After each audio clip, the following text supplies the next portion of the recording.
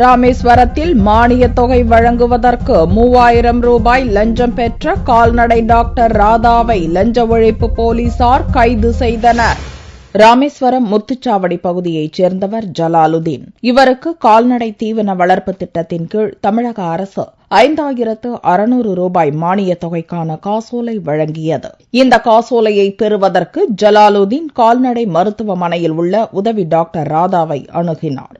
காசோலையை வழங்க ராதா 3000 ரூபாய் லஞ்சம் கேட்டுள்ளார். இதுகுறித்து ஜலாலுதீன் மாவட்ட லஞ்ச ஒழிப்பு போலீசாரிடம் புகார் அளித்தார். அதிகாரிகளின் ஆலோசனைப்படி ரசாயனம் தடவப்பட்ட ரூபாய் நோட்டுகளை ராதாவிடம் கொடுத்தார் ஜலாலுதீன். அப்போது அங்கு மறைந்திருந்த லஞ்ச ஒழிப்பு டிஎஸ்பி ஷியாமலா தேவி மற்றும் இன்ஸ்பெக்டர்கள் டாக்டர் ராதாவை பணத்துடன் கையும் களவுமாக பிடித்து கைது செய்தனர். தமிழக அரசின் காசோலையை அளிப்பதற்கு கால்நடை டாக்டர் ஒருவர் லஞ்சம் பெற்ற சம்பவம் மருத்துவமனை வளாகத்தில் பரபரப்பை ஏற்படுத்தியது.